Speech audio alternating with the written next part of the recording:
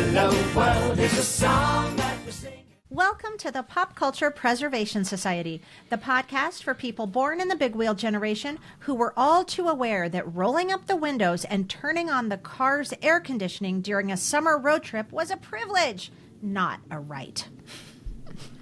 We believe our Gen X childhoods gave us unforgettable songs, stories, characters, and images. And if we don't talk about them, they'll disappear, like Marshall, Will, and Holly on a routine expedition. And today, we'll be saving songs about car crashes, train accidents, shipwrecks, deadbeat dads, jail time, basic heartbreak, and lots of murder in an episode dedicated to the story songs of the 1970s. I'm Carolyn. I'm Kristen. And I'm Michelle, and we are your pop culture preservationists. There are so many songs from our childhoods that have stuck with us in an eerie way. Not just an, oh, I love this song kind of way, but more of an, I feel funny and maybe a little bit scared and possibly very, very sad, but definitely fascinated, perhaps morbidly so kind of way. If this happened to you, it's very likely that the song that stuck with you told a story, a complete story, with a beginning, a middle, and an end, with a plot and characters. It wasn't just I and you, but Joey and Billy and Daddy and the Sheriff and the Harper Valley PTA. People have been telling stories with songs for centuries, but the 1970s took that tradition and turned it into top 40 gold, and the tradition has largely gone away. We don't really have songs like this anymore. I mean, country music songs will forever be about 98% story songs. But yeah, mainstream, not really. I actually looked up several songs that are at the top of the charts right now. And while they make sense mostly, yeah, they aren't a story like these are. Like one of the top songs right now is Die With a Smile by Lady Gaga and Bruno Mars. Great song. Lovely lyrics. If the world was over, I'd want to be next to you. But the song in its entirety is more of a sentiment. It's more of a, like the first verse, yeah, she had a dream that, you know, they weren't together and that's really sad. But not like the 60s and 70s. That's a good way of putting it. It's a sentiment. It's a sentiment. You get a feeling. They make sense. I mean, my goodness, in the early 80s, I mean, you can't make sense of most of Duran Duran's lyrics, right? You think you're saying gibberish and you're like, no, that's correct. Or Come On Eileen, right? There's another one. Gibberish. So at least the ones today, I feel like, you know, even like Taylor Swift songs and stuff, you get a good feeling. Yep. But not a story of like, I woke up this morning and then, you know, you go through the day with the person.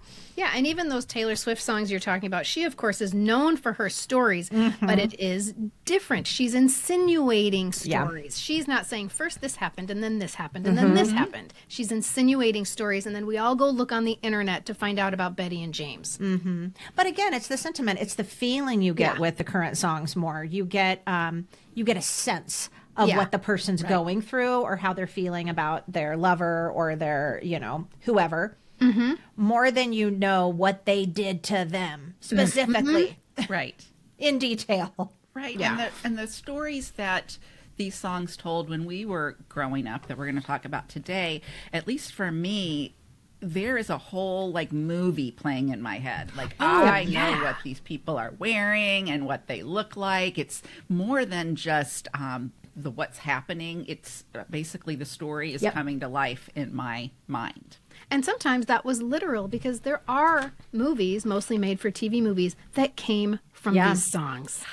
And so it wasn't just us that had the movie playing in their head. It was other people as well. But that's why those very specific stories, that's why I loved these songs and still love these songs. Yeah.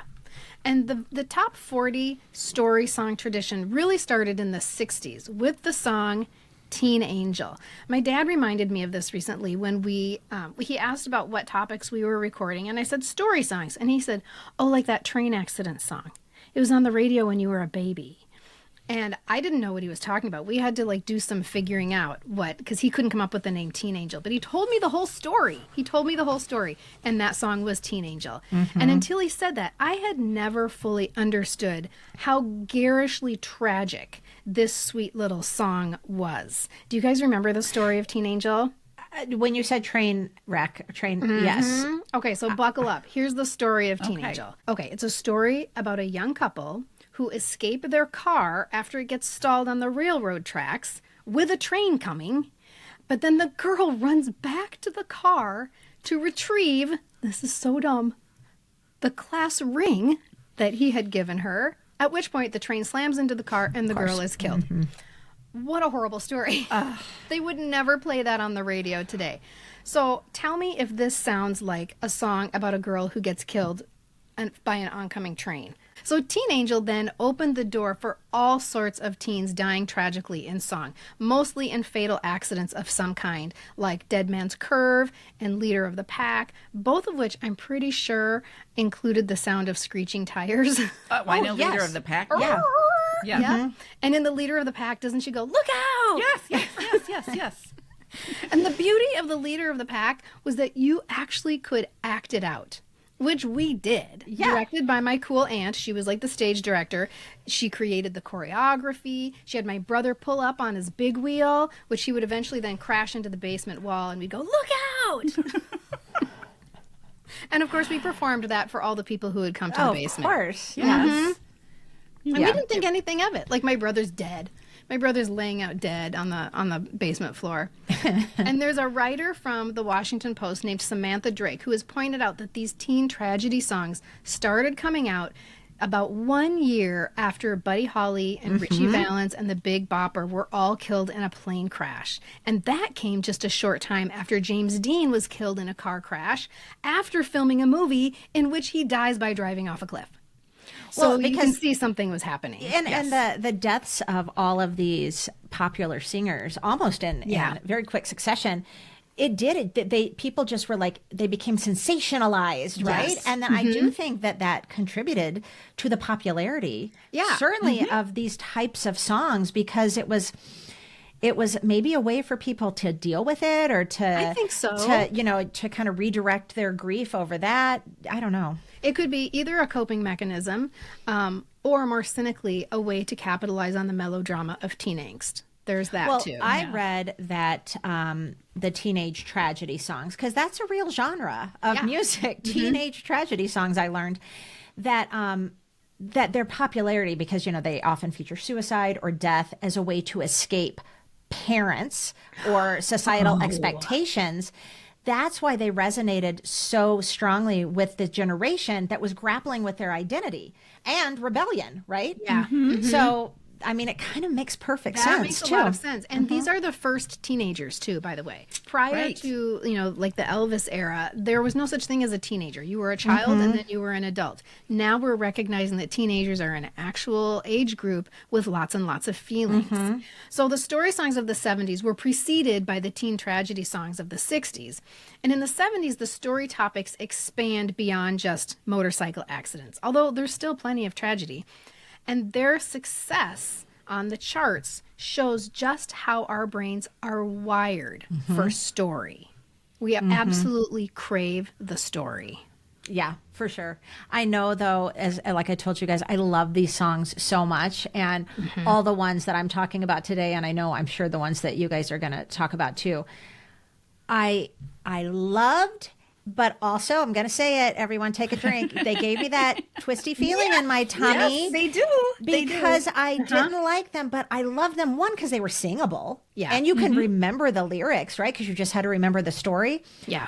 But going back to what Carolyn said earlier, they're so visual in my memory. When I re-listen to my songs that I'm going to talk about today, I had all my senses were fired. If that makes sense, yeah. Yeah. And I think a lot of that also has to do with the fact that, one, at least for me, I was hearing these songs, like these were coming out of the radio. I wasn't necessarily owning a 45 of some of the ones I'm going to talk about. We actually had one of those homes with the new tone, intercom system and the AM, FM. Lucky child. So we had the radio playing in my house a lot more than just listening in the car. Like I remember it would be at breakfast, and it was piping through my head a lot, and lots of times while I was doing nothing, like maybe just eating breakfast or driving in the car, and it just made it so that it was just ground for making this real in my head. It was basically a story that was coming to life. And I think because I heard it so much, and at times when I was like kind of doing nothing, it's not like I was dancing to it. And that was just almost like a way to, I don't know, make it come alive in my head. Yeah. Did you guys then think on those, like the stories? I don't want to give anything away, giving our songs away, but you guys all, did you then, after the song was over on the radio, did you kind of obsessively think about those people in that song for hours? Yes. And you said something important, Carolyn. You said it made it more real. And I think that's one reason that these songs resonated with us, is because they were more real than Lady Gaga and Bruno Mars talking about her dream. For some reason, these people are very real to us. And I remember thinking one of Cher's most famous story songs is Gypsies, Tramps, and Thieves. Her mama would dance for the money they'd throw. And I remember thinking that this was Cher's story. I thought Cher was a gypsy. Yeah. Which we know now, of course. We don't say gypsy anymore, right? That's a derogatory term. But there's no Roma, tramps and thieves. So I remember not understanding that it wasn't Cher, that this happened to Cher. And actually, it's true. If you listen or read Cher's biography, her memoir, I just listened to it. That's why I said that. It actually kind of was. It could actually fit. Yeah. Okay, let me think. The interesting thing about Cher is that she was offered one of the most successful story songs of all time. She was offered The Night That the Lights Went Out in Georgia, which is sung by Vicki Lawrence. But no, Sonny says The Night That the Lights Went Out in Georgia is too dark, and he also thought she would alienate her Southern fans. And so the songwriter of The Night That the Lights Went Out in Georgia was like, well, I'm just going to give it to my wife. My wife being Vicki Lawrence. And just so you listeners know, we've reached out to Vicki Lawrence because we think this is a whole episode. We think we could talk about the nights that the lights went out in Georgia for a whole episode. Oh yeah, we'll pick that story apart. Yep. I mean, and would have to squeeze in a little mama, right? Yeah, for would sure. have to squeeze in a little. So stay tuned. We haven't heard back from Vicki Lawrence yet, but stay tuned. And I was going to share just about that song and a couple of the songs, one in particular that I chose. They also lent themselves to me asking questions to my parents about what was happening. And so I learned about Civil War stuff from that song. I just remember my dad explaining. And again, talk about a visual, because up until that point, I don't even know if I knew what the Civil War really was, because, I don't know what year that came out, but it was before I would have been taught anything like that in school.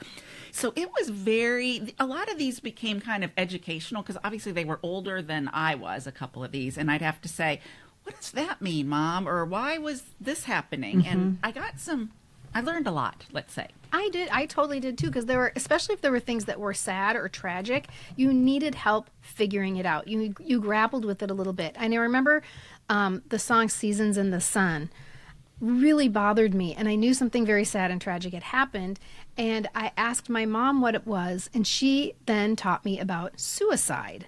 I was 5 years old, but she told me that it was about suicide. Now I'm looking back, I'm like, is it about suicide? I'm not sure. We'll talk about that in another episode. We talked about it a lot in the sad songs, because that was one of mine, because the Goodbye Michelle, It's Hard to Die always just got me from the age 4 on.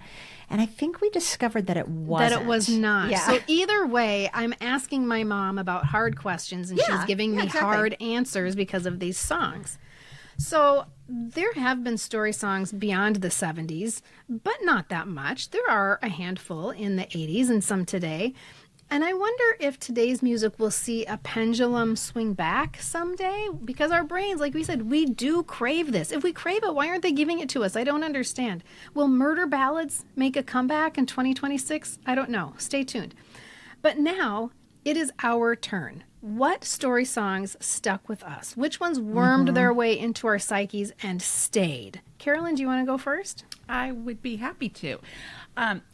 This song I'm going to preface with gives me all the feels. So I have a picture, but I also have this kind of guttural, funny feeling, but sadness in my tummy. And I will tell you, part of it is because I was gifted the 45 of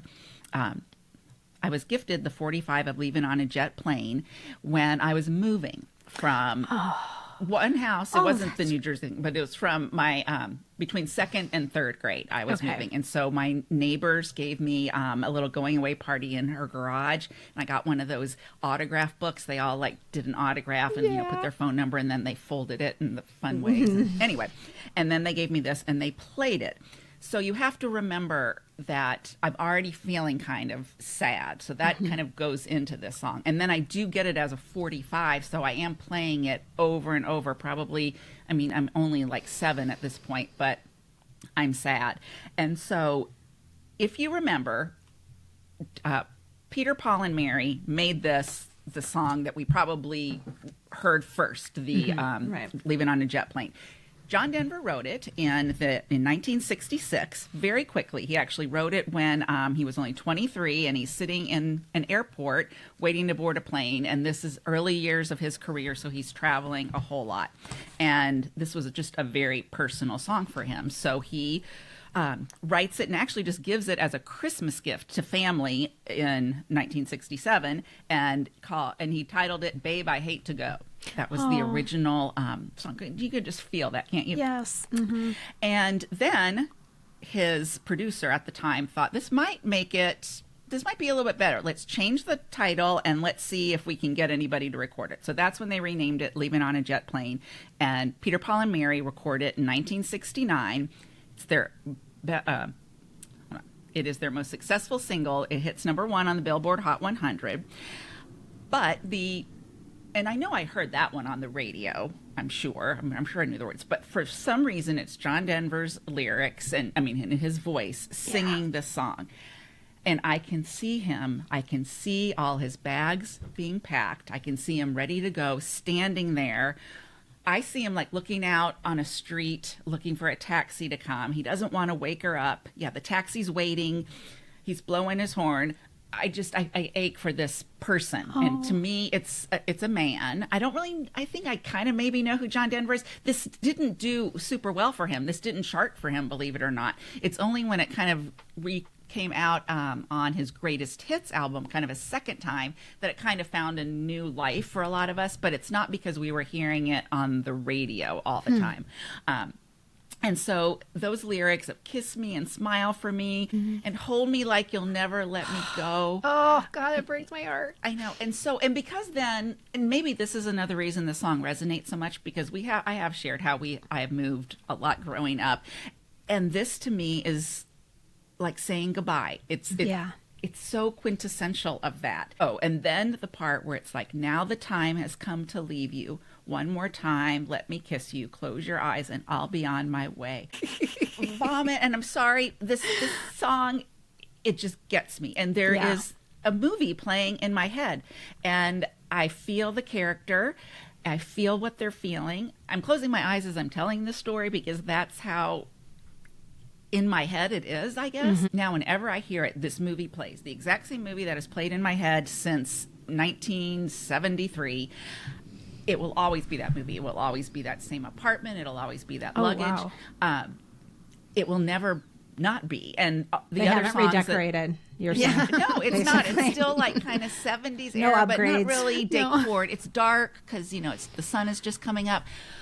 But one of the criteria I used when I was choosing my songs was that the story that it told and the story that played out in my head is still the one that I saw then that I see today. Like there are no changes. Yeah. And so, that was the one that I wanted to share with you first, because that's the one I think that I remember kind of first, if that makes sense. Oh, that's to you, too. Interesting. It stuck with you, and it corresponded with an important thing that was happening to you. So I think there were a lot of things going on, and I just played it over and over. It might have been literally my first 45 now that I think about it. Oh, I didn't wow. purchase That's significant.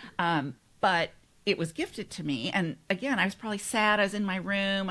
I don't know, but it Well, left and its mark, here's a obviously. question for you, because I have the movie playing in my head too, but the characters are John Denver and Annie. Oh, we all know the story of John Denver and Annie, and I think everybody has this image of them being so in love but not being able to make it work. And so that, over time, makes the story even more heartbreaking for me. Yes, even though I know all of that, this will always be about the sadness of saying goodbye and the gut-wrenching, awful moments. It's those moments before you're actually saying the goodbye and then kind of having to say the goodbye that are. And the picture that he paints of that literal leaving of the like you have she's still in bed. He's waiting for the taxi. And the taxi's saying goodbye, blowing its horn. Yes, Yes, all of that. It's too painful. Yeah. So that's my first story song, and it is painful, but I love it. Michelle, how about you? So my first pick is probably one of the most obvious story songs of the 70s, but as you guys know, I'm nothing if not obvious. And it's one of my very favorites to sing along to, and that's the little ditty about the absent father who gets what he deserves. Okay, so obviously that's Cats in the Cradle by Harry Chapin, and for the fact people out there, the song is from his fourth studio album from 1974 called Verities and Balderdash. Kind of so cool 70s. name. Yeah, Balderdash, yeah. And the single topped the U.S. Billboard Hot 100 in December of 1974, but it was his only number one song, which, as we kind of all know by now, became his signature song and a staple for folk rock music, and I would say for karaoke bars as well. Sure. And his recording of the song was nominated for the 1975 Grammy Award for Best Male Pop Vocal Performance. Did not win, but it was inducted into the Grammy Hall of Fame in 2011. Because now come on, right? That's like a cultural marker for so many people. You can use that as a verb, like, oh, he totally got cats in the cradle. Yeah, we all know what that means. We all know the negligent father and getting what he deserved. The song's lyrics actually began as a poem written by Harry Chapin's wife, Sandra. Ooh. Which was inspired by the awkward relationship between her first husband and his father. Interesting, his father, who was a politician who served as a Brooklyn borough president. So you can understand, never had time, right? Yes, he was a politician, never had time for the son. She was also, it said, inspired by a country music song she had heard on the radio, because naturally, country music story. I mean, everything's sad, everything's broken. Chapin also said the song was about his own relationship with his son Josh, admitting, frankly, this song scares me to death. Probably because he's like, great, I neglected him, but now when I'm older, he's not going to have time for me, you know? Personally, I've always loved the melancholy story in this song. I mean, it's sad, but at the same time, I always have felt it was just really well written. It is. Yeah, and it's easy to understand. So easy to understand. Obvious that the dad is a jerk. And then when he gets it kind of served back to him at the end, you're a little bit like, aw, but more, I was always like, see, like, you got what you deserved, right? But I always thought, like, I never interpreted it as jerk as much as watch out, because you think you're doing the right thing. You think you're providing for your family and being a real man, but look what's going to happen if you don't wake up. That's right. Yeah, I mean, just an absent father. I don't have time to play ball with you. I don't have time. And that just built up and built up and built up. Also, I just loved, from a little child, how can you not love a chorus that contains the phrase "Little Boy Blue and the Man in the Moon"? That's right. Absolutely. I mean, that's just it's beautiful, and it's genius too, fitting into the whole story. So I was doing some research on the song, and there are lots of forums out there that have the title, "What's the meaning of Cats in the Cradle?" and "Is Cats in the Cradle a happy or sad song?" And I'm like, just listen to it. Have you lived in a bunker? Were you like kidnapped as a child and also, how intelligent are you? What's the meaning of Cats in the Cradle? It's one of the most obvious story songs out there. It's pretty forthright. So there's a remake by Ugly Kid Joe, which keeps very close to the original. The video is very literal, very literal. It reminds me of something my daughters would have created when they were, children. But it's actually pretty funny. It's pretty good. And you don't know Ugly Kid Joe? Anyone out there? Oh, yeah. I'm sorry. It's an American hard rock band. I'm thinking, I do. I remember Ugly Kid Joe. You do? That brings up a good question, though, because I don't know that these story songs are are ripe for remakes because we personalize them so much. Because Yeah. I assume that it's Harry Chapin ignoring his kid because he's on the road with his band or whatever. Well, apparently it was. Yeah. Yeah, right. And so I'm like, wait, who are you? This is not your story. That's a little awkward. And a lot of these songs, this was pre-music video, so we got to make up these stories in our heads, and nobody is going to recast my movie, so please don't try to make a video of my song would look like or act like or wear. Yeah. We got kind of some agency over that, which made It's it like more reading a book versus watching the movie. Yeah. Yeah, you get to create it in your head. Okay, you ready for the next one? Yes. All right, let's see if I can get through this one without crying. I might cry a lot today. We'll see. I don't know. You just never know what's going to come up, right? Never know. You just never know. So, The Wreck of the Edmund Fitzgerald was a #2 hit for Canadian singer Gordon Lightfoot in November of 1976. And that date is important because less than a year earlier, on November 10th, 1975, a date that every Minnesotan knows by heart, the actual ship, the Edmund Fitzgerald, was broken in two by a rogue wave and sunk to the bottom of Lake Superior in a storm, taking with it 29 lives. There were no survivors. And this is freaky, you guys. Gordon Lightfoot had the melody of this song in his head since he was 3 years old. And it was just waiting for the right lyric. He was just waiting. And when Gordon Lightfoot saw the news of this modern-day ship sinking so close to his Canadian home, he knew this would be the story for the melody he'd been carrying around with him since he was 3. That's like some savant type stuff right there. There's Yeah. I know. And then when you think about the marriage of this story with that melody, it is like, it's cosmic. It's cosmic. This song hurts me. The song scares me. Still, to this day, I get scared. I had just moved to Minnesota 5 months before it happened. It's possible that if I hadn't, I wouldn't have memories of the actual sinking of the Edmund Fitzgerald, but I do. And I'm scared. And anytime you add music to a memory, it intensifies. And so that opening of the song, that kind of twangy, reverberating guitar, to me, that is the sound of Lake Superior. And every time I drive with Lake Superior to my right, I hear that sound. It's the sound of Lake Superior. So can I just ask, did they, because I didn't live there at the time, so I don't know that I, until today, realized how close to home, literally, for you guys that was, or when I lived in Minnesota, I didn't know about it. Did they rescue all the bodies? No. Oh, so there's, no. So when you say you drive by and you hear it, that could seriously be some Those men spiritual stuff. Are down there. They may have discovered one decomposed body, and there was some discussion about do we bring that body back, and they decided no, they would let them stay. How did they not have the capability to dive down and rescue bodies, I wonder? Well, they didn't know where it was for a long time. Okay. I mean, just finding it is difficult because remember, the Edmund Fitzgerald, this is the whole story. They tell it in the song. Right. It disappears. The Arthur M. Anderson is the last boat to have contact with the Edmund Fitzgerald. They can see the light of the Edmund Fitzgerald, and at a certain moment, the light goes out. There's no more communication. The Arthur M. Anderson is like, hello, are you there? Are you there? Nobody's answering. And so the boat is lost. The boat is lost. It's not that it crashed. It's lost. So it was a big mystery, but obviously it's sunk because it's gone. The boat is gone.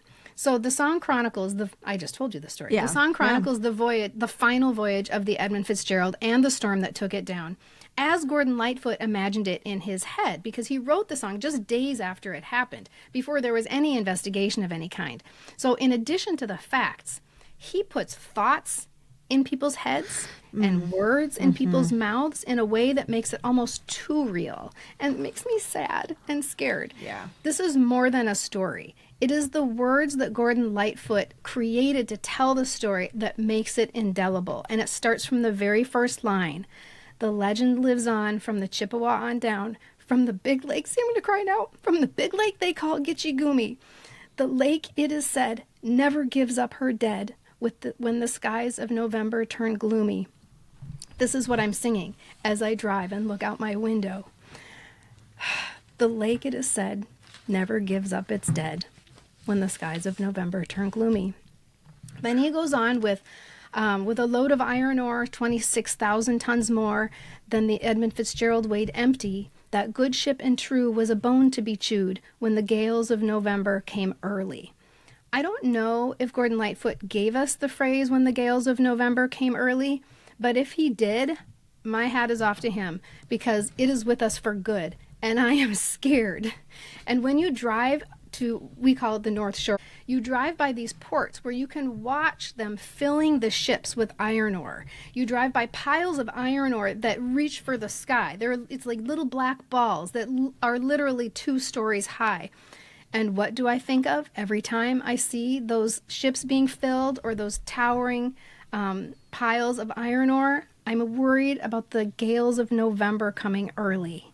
That's what I think of every time. But you know what? I think I'm viewing this whole glass half empty, half full type thing situation here going on, because I'm actually thinking of this as quite beautiful that every time you pass, you're honoring those lives lost so tragically by his song, because you're thinking they're not forgotten. Oh, let's just say God, it. no, because every time absolutely. people hear that song, Yes. but we have a very specific personal story here with Kristen telling us that, and you go up there often. All the time. So Yeah. you think of this every time. So it's actually, it's really beautiful. He has done something very special for this story and these families. He has kept the story alive for sure. I'll never be done with the story. I'll never forget the story. And it's verse 4 that is the one that really makes me cry. It's the one that sends chills up my spine. Still, 50 years later, the storm is here. The crew knows it. The crew knows that they're in trouble. And I cry every time I hear these words. When supper time came, the old cook came on deck, saying, "Fellas, it's too rough to feed ya." At 7 p.m., a main hatchway caved in, and he said, "Fellas, it's been good to know ya. They're gonna die." And that's when I cry every single time. Ugh, and I get goosebumps every single time. I just can't. But wait, there's more. It gets even sadder. It's a very long song. It's a very long song. It is. Yeah. It's a long story. Everyone knows this little heartbreaking factoid, and this is all because of Gordon Lightfoot. Everyone feels so much remorse about this lyric. Does anyone know where the love of God goes when the waves turn the minutes to hours?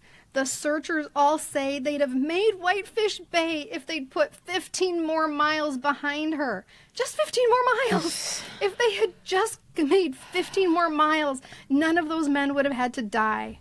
And all that remains is the faces and the names of the wives and the sons and the daughters. And that's where he kind of wails, the wives and the sons and the daughters. More tears. It's such a beautiful song. And okay, let's do the math on that. Those sons and daughters, you have to do the math. They are our age. Oh. I was 7 years old when this happened, and they likely were too. They are out there right now. The children whose fathers went down with the Edmund Fitzgerald probably are still out there. They're probably hearing this song just like I am. They're looking out their car window just like I am. They probably fear the gales of November coming early just like I do. It's almost too real. It's too real. Wow.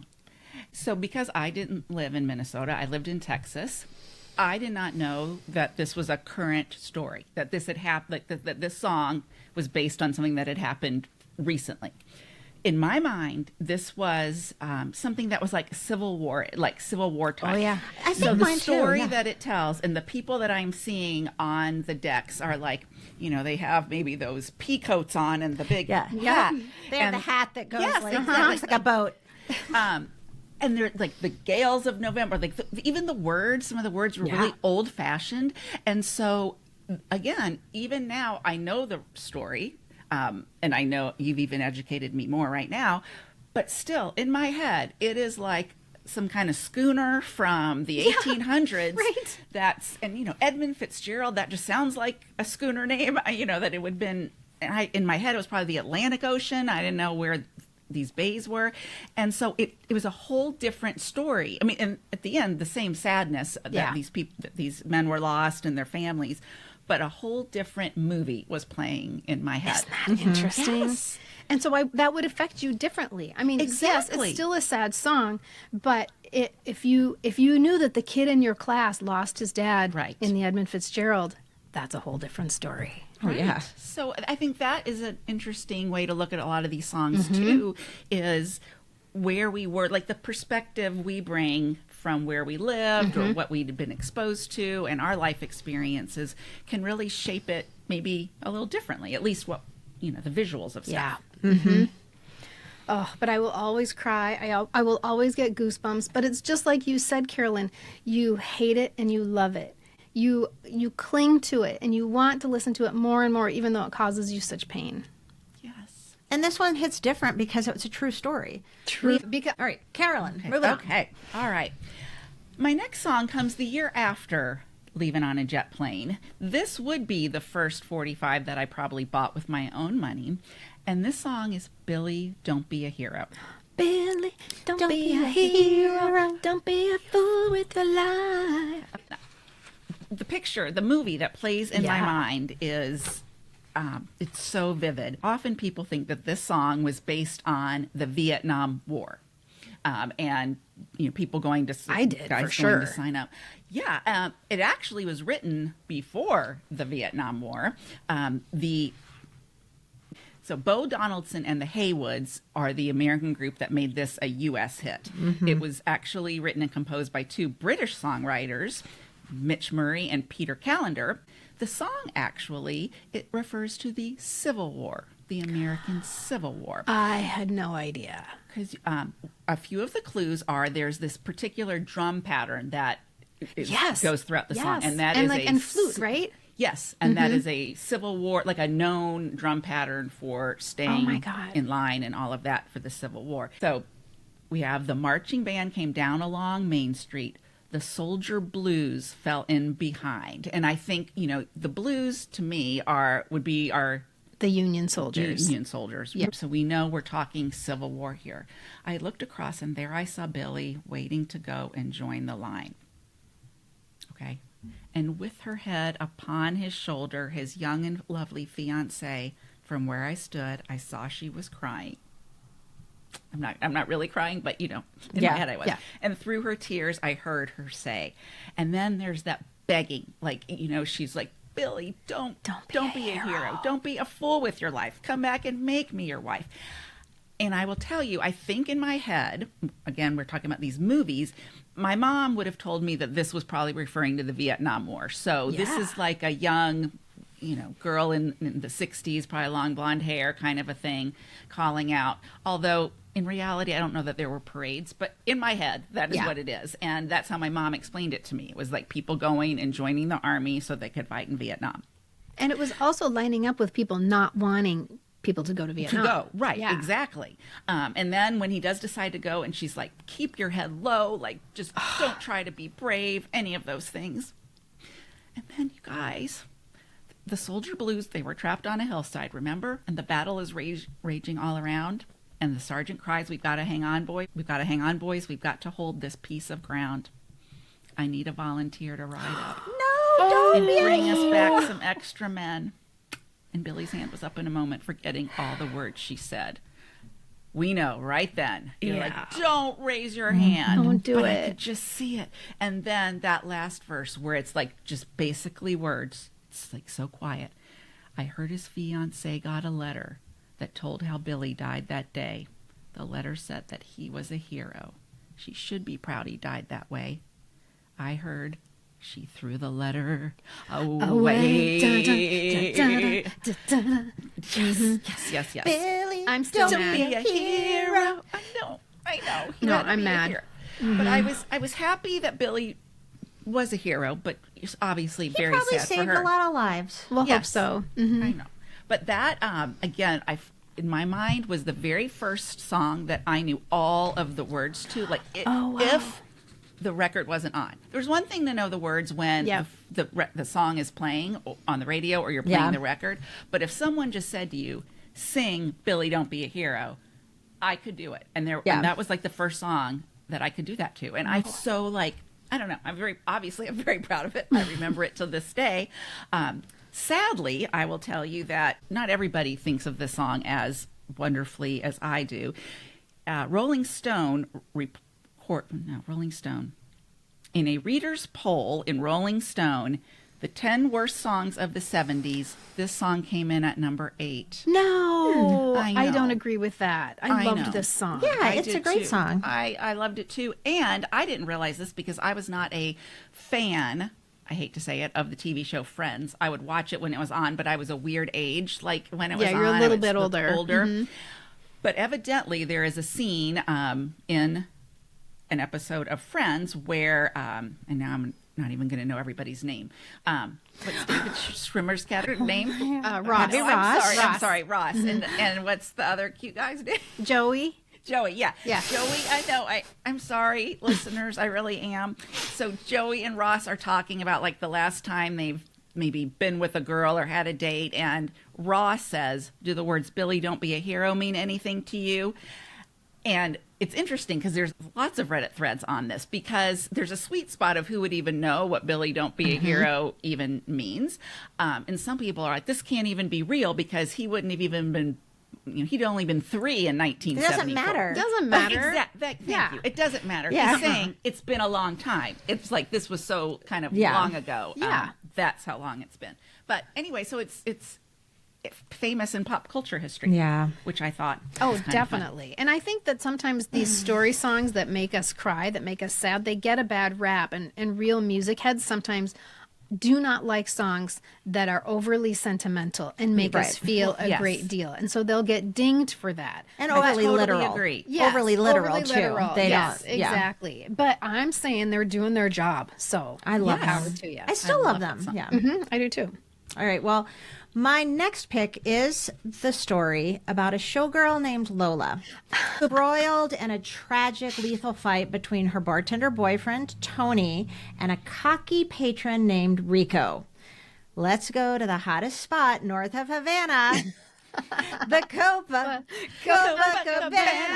Copacabana was released in 1978 as the third single from Barry Manilow's fifth studio album, Even Now. It's a great album.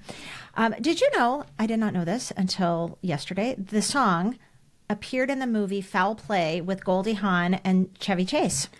Well, I've seen that I movie. feel like I loved that movie, and I'm quite certain my mother did because she loved Goldie Hawn. So I loved bet I it. saw it in the theater. But when I read the synopsis of the movie, I was like, oh, yeah, that's coming back to me. Anyway, the song Copacabana was in that movie. Okay. That's kind of a fun fact. So it was written by Barry Manilow, but he had some help from Jack Feldman and Bruce Sussman. Now, fun, amazing fact, Bruce and Barry are longtime collaborators and together have written over 200 songs for numerous recording artists besides Barry, films, stage musicals, and TV shows. I feel like I know that name, and I bet it's because of Barry Manilow. Well, probably it's because, listeners, we had a Barry Manilow episode way back in season 1, but that's been so long ago, we've already forgotten everything. We could just do it again. We should just all listen to that episode after this one. Okay, let's do it. And listeners, you should too. So Copacabana was inspired by a conversation between Manilow and Sussman at the Copacabana Hotel in Rio de Janeiro. Oh, wow. When they were like sitting there and they were like, I wonder if there's ever been a song about the Copacabana, because of course that's what you ask when you're at a hotel, I guess. So after returning to the United States, Barry asked Sussman and Feldman to write a story song for him. Like he specifically Wow. asked for a story song, and then he wrote the music. Barry Manilow wrote the music. Do you know who inspired the song's famous lyric? You know, her name is Lola. She was a showgirl. Do you know who inspired Who's Lola? Lola? Is it like Sid Charisse or something? No. Who's Lola? It's a little more obvious than that. It is? Is it Lucy Ball? It's Lucille Lola Ball. Falana. Oh, Lola Falana. that's very literal. Very I thought literal. Lucille Yeah. because when she dresses up like a Yeah. Copacabana Yeah. Oh, dancer. that's so funny with that. Yeah, the with Tropicana. Although I've never pictured Lola like that. So Lola, Yeah. was a showgirl, right?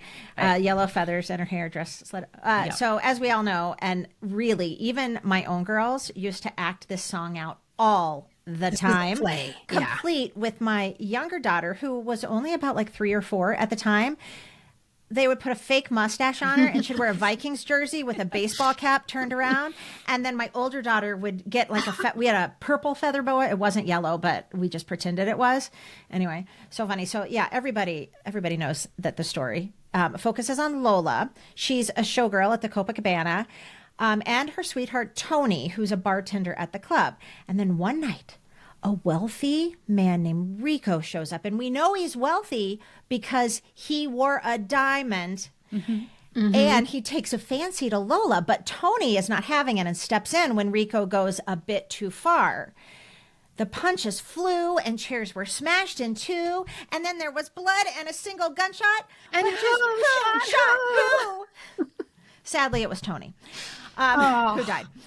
So, cut to 30 years later. The club has been transformed into a disco, but a depressed, middle-aged Lola, I picture her like smoking a cigarette. Yeah. In her showgirl attire, we are told. Of course. She's just now a drunk. She's sitting at the bar. She lost her youth. She's lost her Tony and everyone. And now she's lost her mind. That's right. Do you guys remember singing this at the tops of our voices at the Barry concert? Totally. And even Carolyn got into it. And listeners, unless you remember, Carolyn does not like this song. And Kristen and I almost kicked her out of the Pop Culture Preservation Society. But I have video proof. She still sings She Doesn't Like It if you're watching this on YouTube. Yeah, I don't like it as a Barry Manilow song. I mean, such good, so singable. So Kristen and I are like, what? He plays it at the end, and everybody has these little light sticks, right? And I mean, by this time, when you've been sitting through, and I know many, many of our listeners have seen Barry Manilow in concert, so you guys get it. But when you've sat through that many singable songs and you get to Copacabana, you let loose. Yeah, you do. You dance like you guys, I remember, and we're standing in, an aisle, right? Not an aisle, but like, where your seats pop up. We don't have a lot of room. No. I was doing moves I've learned on Dancing with the Stars. I was like, I can salsa. I can merengue. With your glow stick. You got your glow stick. Yeah. Remember the old man next to me didn't know how to crack his glow sticks? I'm helping him with his glow stick. Yeah. It was so fun. It's such a great song, and so singable. And again, easy to remember the lyrics to, because you just have to remember how the story goes. Yeah. So Copacabana debuted on Billboard Magazine's Top 40 chart on July 7th, 1978, peaked at number 8. I feel like I shouted that. I don't know why I was so excited about that. Internationally, the song is Manilow's third greatest hit. It's his first gold single for a song he wrote or co-wrote. And this is such an interesting fact. And I know we disclosed this in our Barry Manilow episode, and we couldn't believe it. But it's true. This song earned Barry Manilow his first and only Grammy Award. I am shocked. For Best Male Pop Vocal Performance in February of 1979. I believe that was a trivia question one of us gave. I don't even remember if it was me or somebody else. That's how long ago it's been. And we were like, the question was like, what song he's only won one. And we were going like, no, that can't be true. Song too that, even if you didn't like it, and I like Carolyn. it. Yeah. It's hard to explain. It's just not a Barry Manilow song. I mean, it is a Barry Manilow song, but it doesn't fit in the genre. It's like a jump shout boogie for me, for him. Yeah. Yeah, a little bit. It's not a sappy love song, but it's like I love Jump Shout Boogie, or there's other songs that are coming to mind now, but other ones. It's, I don't know exactly why, but even if you're somebody like Andy, who's maybe not going to own the album or whatever, everybody knows that song. Like right now, I'm thinking this is the song that you guys make up the dance to for Maggie's wedding. Oh yeah, like this is going to be the one done that everybody, because everyone's going to know it. I mean, I think even Maggie and Grace know this song. Okay, that would be super fun though, because they would act it out. But I think Maggie needs to be in it, and she needs to come out as Lola with like yellow feathers in her hair and her dress cut up to hair. Slit on her upper That's happening, I'm sure. But yeah. But you're right. It's so iconic, and at the same time that you're like, but it's not a Barry Manilow song. It is also an iconic song for him. Like I immediately think Copacabana, Barry Manilow. But that's not what I wanted. I guess if like I wanted him to be remembered forever for like for one Mandy. kind of song. And he is. And he is. But I just also, it's so interesting that it's the only Grammy award that man won. But it could be because that song was so ubiquitous and it was so broad. It had such broad appeal. Yeah. Whereas maybe the ballads were just for Carol, right? Yes, exactly. For my mom and for Carol, they really loved those ballads. But Copacabana came along and no one was left out. Not a single person. I mean, was think left about out. when that is, 1979. He gets the Grammy. We're talking disco. Like you could hear Yes. this could play in a discotheque. Yeah, it's a roller skating song. Right. It's just one of those bops that if I'm in a bad mood, it can be on one of my playlists of like a pick me up type playlist because even if I'm in a bad mood, you can't help but start trying. Yeah, like I'm trying to salsa dance again right now. Forward to, back to. Okay, I'm going to bring it down a few notches, everybody. I'm going to bring it down. So in the same conversation with my dad about Teen Angel, he surprised me more than once. Because remember, my dad is a classical music guy. He was a junior high band director, so he likes real music. He likes choral music and operettas. He likes marches. But he secretly knows more about pop music than he lets on. And when I said I'd be sharing the song Diary, he goes, huh, Bread. I found her diary underneath a tree. Like he just pops out with it. So he knew not just the song, which I think is kind of obscure, but also the band Bread and the first line of the song. And perhaps that's because once you hear the song, you're so moved, it's really hard to forget it. Do you guys remember this song? Yeah, I need to when play you a little said for you. when you just said diary, I was like no, and then when you said bread and I found her diary under the tree, I could start to hear it. Yeah. So it's the story of a man who finds his wife's diary underneath a tree. And in my child mind, the diary was buried. I now realize as an adult, like I've been thinking the diary was buried this whole time. I now realize that's probably not true. She probably just left it there beneath the tree. And he opens it and he reads it. And he's surprised by what he finds because the words that she's saying about him, she's never said them out loud to him before. And his heart just swells with love for her. And he confronts her with it. He said, I read your diary and I read what you said about me, but still she can't show it. She pretends not to care. And I feel like this is something that women experience on a more regular basis, the inability of their partner to fully express how they feel to the person that they love the most. But even so, he says, even though she can't admit it and she can't express herself, he says so achingly, so beautifully, the refrain that makes this song so painful and personal. He says, and as I go through my life, I will give to her, my wife, all the sweet things I can find. All the sweet things I can find. And even if she can't express herself, they're going to have this beautiful life. He's such a good husband. And of course, I'm personalizing it again. Just like Cher is a gypsy, I think David Gates, the lead singer of Bread, is such a good husband and portraying the love and the care that good husbands should.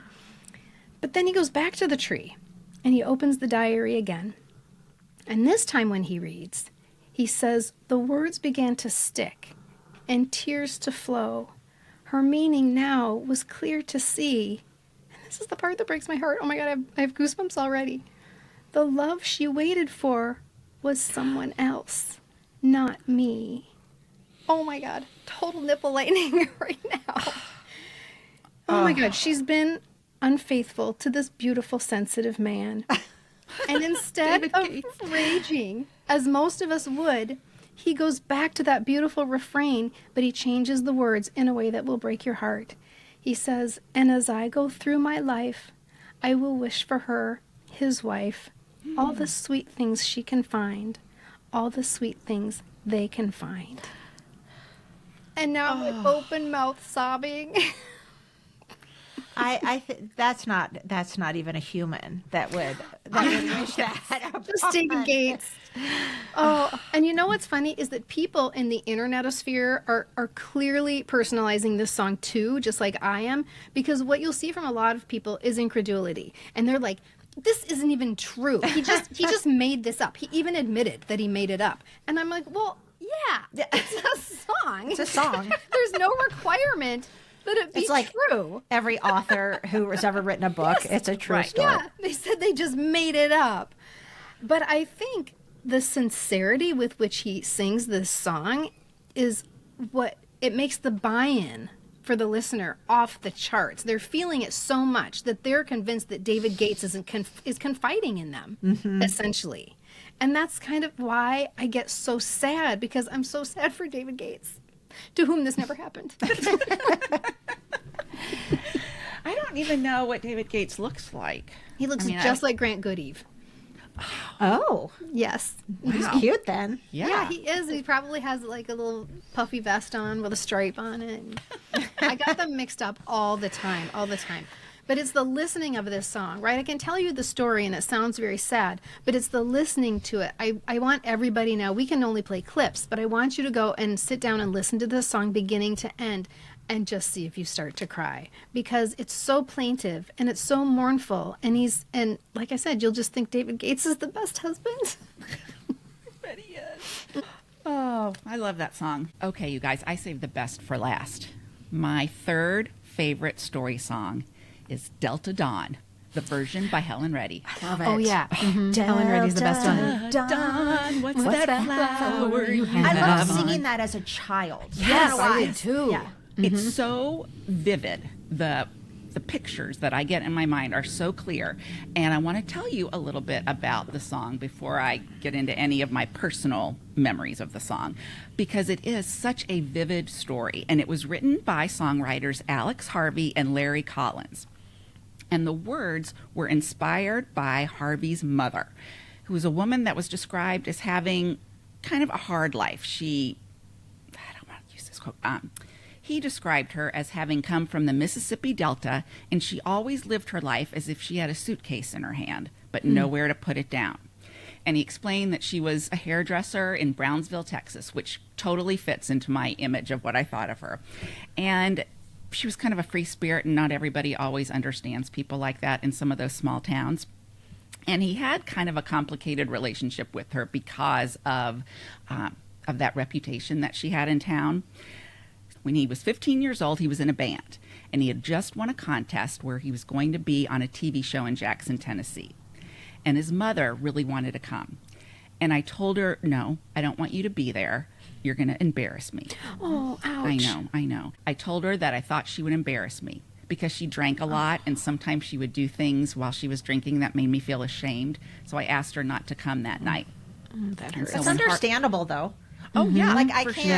I can't fault him for No, setting of that course boundary. not. I'm And like he's- saying now this it's is called a boundary, heartbreaking. but yeah. Right. And he's 15 at the time, so you get it. It's going to be Oh, televised, God. and I'm sure he's probably speaking from experience. Oh, wow. And so, okay. So when Harvey returned home from the taping, he discovered that his mother had died in a car accident when Oh, she crashed my her vehicle into a tree. Something he suspected had been a suicide. Oh, my God. Overcome by grief and struck with guilt, music seemed to be young Harvey's only way of coping. And that's why he wrote Delta Dawn. I had no idea. Stop I did it. not either. I know. I'm Oh going to my run God. and listen to that song in its entirety 10 times after this. Yes. So, Oh, so you he guys. actually recorded it first. And then, I don't really remember this version, but Tanya Tucker recorded it. I remember That's that. the one I remember. Yeah. Yeah, and she was only 13 years old. Wow. I know. But the one I remember most is the Helen Reddy version, which reached #1. It was her next #1 single after the iconic anthem, I Am Woman. I am woman. Right? And you guys, I'm just going to say it right now. I want to devote an entire episode to Helen Reddy. Okay? Oh, I'm so there. I want to Yeah. do that. Because her. when you look at her greatest hits album, which is what I kind of looked at, I think that's when I would hear it a lot at my home because my parents also loved Helen Reddy. So I forgot how much I loved that album and how I knew all the words to all the songs. Kristen, do you remember when we were in California, Kristen had a playlist called, what was it called? Do you know what I'm talking Oh, about, Kristen? is it my Bodega Bay playlist? Yes, okay. Yeah. So we were listening to Kristen's Bodega Bay playlist, and it was full of some Helen Reddy songs. And all of a sudden, one would come on like, I don't know, Angie Baby. And I would know every word to Angie Baby or You and Me Against the World. That one my mom used to always, because we have that, I still have my mom's Helen Reddy album, and that song because she would always like sing that, but say that was almost like our anthem because she's a single mom off and on a lot. And the way that starts with that little girl saying, "Tell me again, mommy," I always thought that was me. Like, not that was me, but like I imagined that was me because that song, and I listened to it not too long ago, and I had to turn it off. It's still too close from when my mom died. So so many of Helen Reddy's songs are kind of anthem-like. I mean, they do have this place where she was kind of singing that feminist anthem too, like, we can do this. Obviously, I Am Woman. She did Ain't No Way to Treat a Lady. Do you remember that one? Ain't no way to treat a lady, no way to something. Yes. Yeah. But you forget you know the words until it pops on the Bodega Bay playlist, and I'm just singing. Keep on singing, don't stop singing. You're gonna be a star someday. You're gonna make a lot of people happy when they come to hear you play. Please, listeners, please, I don't care if you have to do this after you get home. If you're in the car, go to YouTube and watch Carolyn pretend she's Helen Reddy. Oh my gosh, the woman was amazing.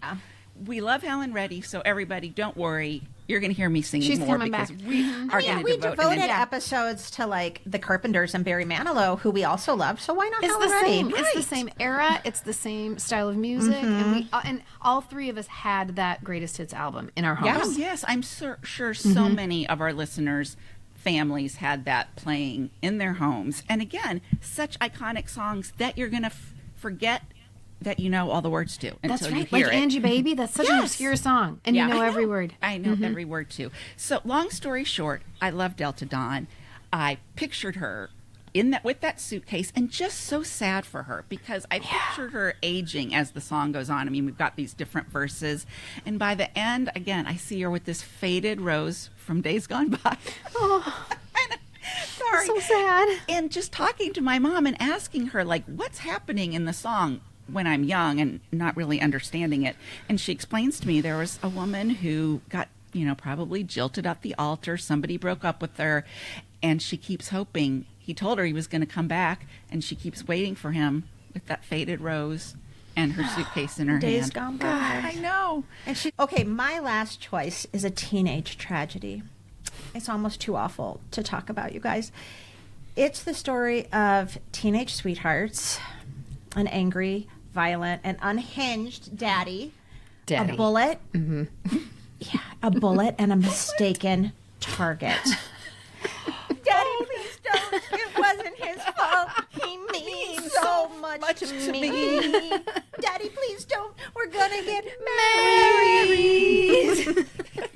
So let's dive into Run, Joey, Run.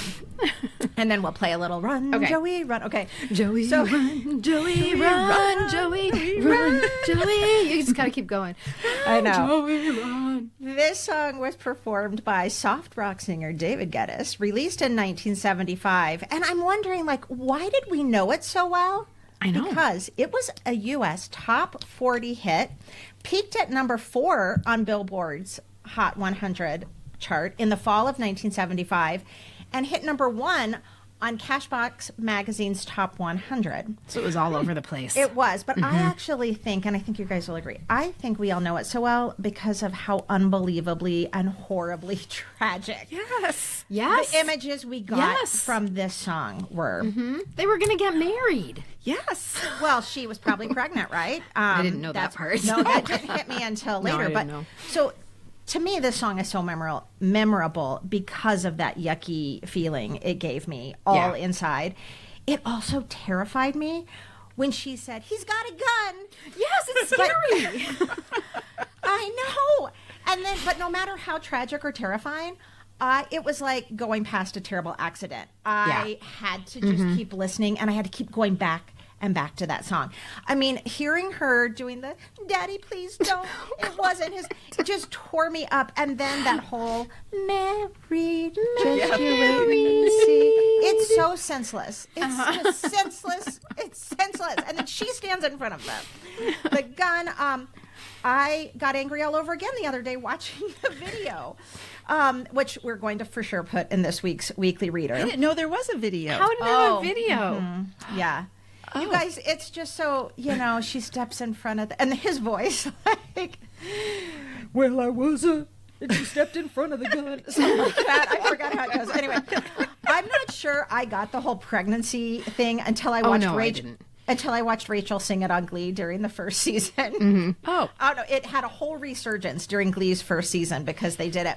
I just thought they were in love, and the dad was a lunatic and didn't like Joey. But if you listen to the lyrics, it's very insinuated that she's pregnant. Yeah, and that's why Daddy would shoot him, because you touched my baby. Yeah, but I mean, she tells him, "Don't come here."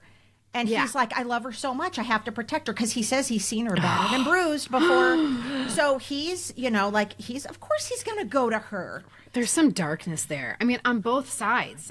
Daddy, just stop. Daddy. Sounds you guys. like a soap opera storyline. Like I could see that totally playing out in All My Children or something at that same time period. A fun story, super quick. One time we were sitting around, I think I've said this before in a previous episode, but it just cracked me up. We were sitting around a bonfire with our girls, and we were talking about kind of like awful songs. Maybe we were talking about, I don't even know, a song that was popular then. And we were like, oh, we had this song. We had this awful song. And we called it up, on Spotify or Apple or whatever, and played it. And jaws, chins to the ground. They were just looking at us like, what was wrong with you people? I know. That you listened to this. And then you listened to it enough that it became so popular. And the pure manipulation. I don't say that in a bad way, because it worked and I loved it, but it is pure manipulation of that little voice. Daddy, please don't. It wasn't his fault. He means so much to me. Well, who is that voice? Did you find out? Daddy, please don't. Okay, I have a crying trifecta for my last story song. My next pick is not just a song with a story. It's also one of those songs I could never do at karaoke. Never, ever, ever, because I can't sing it without crying, without my throat, clenching up. And it doesn't really make sense because it doesn't sound like a sad song. It's actually kind of a happy, bouncy song, and it's got this jubilant ending. But for me, the lump in my throat is too big, and I can't squeak out a sound. So I think it would actually be funny if I did this at karaoke just to hear. I want you to do it now. Let's do it now. Let's find the backing We'll see track. what Quick, happens. Carolyn, find it. Yeah. So the next song is the biggest selling song of 1973. And that is Tony Orlando and Dawn's Tie a Yellow Ribbon Round the Old Oak Tree, right? Yeah. And I've been singing it and crying it since it came out in 1973. You probably all remember the story. It's about an incarcerated man who has served his time, and he's on a bus returning home to his wife, who he's not certain will have her back. And so he tells her to tie a yellow ribbon round the old oak tree. It's been 3 long years. Do you still want me? If I don't see a ribbon round the old oak tree, I'll stay on the bus, forget about us, and put the blame on me. If I don't see a yellow ribbon round the old oak tree. Okay, yes, Carolyn. Okay. She has her hand raised. It is this moment, I'm today years old, when I find out that he's coming home from being incarcerated. I thought he was coming home from the war. There's a reason you think that. yes, yeah. And we'll get to that in a minute, but there is a reason that you think that. Okay. So they're on the bus. And as they get closer and closer to the old oak tree, he's so nervous. He can't even look. And he says, "Bus driver, please look for me." And then the song gets real quiet and very slow. And now the whole damn bus is cheering. And I can't believe I see 100 yellow ribbons round the old tree. You guys, we have in our neighborhood right now, someone's house has a big yellow ribbon tied around the tree in front. And every time I'm on a walk with Frankie, Yes. I sing it in my head. Are they Jewish? I have no idea. I don't know them. It's for the hostages. Yeah. Yeah. I bet you're right. Yeah. So I think it's something about the whole damn bus is cheering. And the whole damn bus has been on this journey with him, and so they're invested in this guy's future. They're so happy for him. It's just too much. It's like a collective experience that they all have on this bus. It's like the Olympics. It's like watching the Olympics. Bus driver, please look for me. I can't look. I'm not sure it would affect me if he didn't have to have the bus driver look for him and the whole damn bus was cheering. So a lot of people think that this is based on a true story. And it is based on a story, just not a true one. The story first appeared in an issue of Reader's Digest from the perspective of a group of college students on a bus ride, like on a bus trip to spring break or something like that. They are the whole damn bus. That's who this is. They're the ones cheering. And the writer of the story sued the songwriters because they did not ask for permission to use this story. Because they didn't ask for permission. Anyway, but the writer of the story did not win the case because there's also a body of folklore about soldiers coming home from the Civil War with the same yellow ribbon theme. And the songwriters were able to argue that this was their inspiration, not the Reader's Digest story, which I think is a little suspect. But nonetheless, I too, Carolyn, like you, I thought this was a song about Vietnam. I thought this was a soldier coming home from Vietnam. But I don't know why she wouldn't want him to come home. Whereas if you were in jail, it might be a different story. I don't know. I think it's just turned, well, I guess I thought it had turned into kind of this big thing. If someone's away, like in a war or, mostly war, right? If they're in the military, if you have a family member, it just becomes a yellow ribbon thing. Like you keep a yellow ribbon in your car, on your house, on whatever. So I didn't know it actually went all the way back to the Civil War. Yeah, so it goes and so this is in folklore. It goes all the way back to the Civil War, and it started to be repurposed after this song. It's like this song sort of revived the use of the yellow ribbon, and then it was revived again in 1979 during the Iran hostage crisis.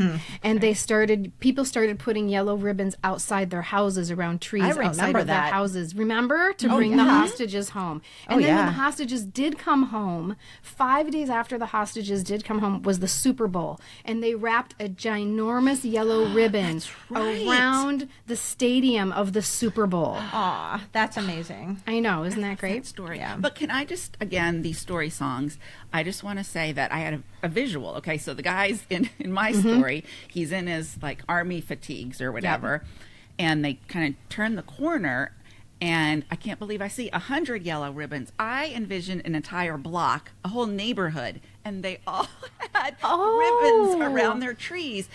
And now I'm very sad. Not the old oak tree. Yeah, I guess I just didn't think of that part. I just thought everyone was so excited that it wasn't just his girlfriend who had the one. It was 100 yellow ribbons. Like no, Carolyn. This is a ribbon on every branch. I'm going to leave now. Yes. I have to have a moment. You have to rearrange the story in your brain. And this is that she loved him so much that she tied 100 yellow ribbons on every branch of that old oak tree to tell him, yes, I still love you and you can come home. Oh, well, that's sweet too. I know, I love it. Like my story too, but I hope it's because he didn't commit like a really heinous crime. Although only it's like tax fraud. He it's wasn't just like murder, right? Yeah, right. No, he's not a murderer. Or he like had to go like get some bread because they were hungry or something. He needed medicine. He needed medicine for his sick children, and so he had to steal. That's what we're going to go with. Mm-hmm. Yes, right. Because all I could think of was it my phone? I don't know. Somebody's Siri. I don't know.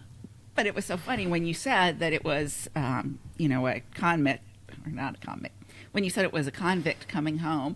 And in my mind, I'm still thinking there are 100 yellow ribbons on everyone, like all over the neighborhood. And I thought, well, they must have really liked that guy. Maybe he was like, it was, what do I want to say? He was incorrectly incarcerated and he got out. And then everyone unjustly. was unjustly. And everyone was so excited. But I wasn't even listening to you after you said the you lost. thing. Yeah, I was My lost story was just like, I thought, well, gosh, they must really love him because he committed a crime, but they've all yellow ribbons.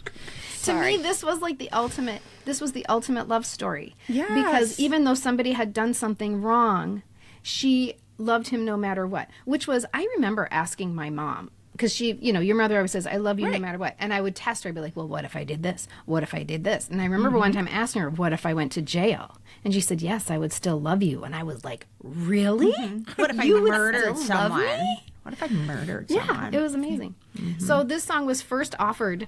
This is so funny. This song was first offered to Ringo Starr, and he turned it down. Thank and his people. I mean, yeah, it doesn't work. No, it's a no. It's a no. It's got to be kind of that boppy, It's got to be both boppy, but also it has to have a level of sincerity. Whereas I think Ringo Starr was now in sort of a farcical is the wrong word, but when I think about Photograph and Yeah. those kind of songs, he was a little more in the cheeky. He was in the cheeky realm. That's it. Not farcical, but cheeky. And so he might have made a mockery of this song, which really has a very serious tone to it.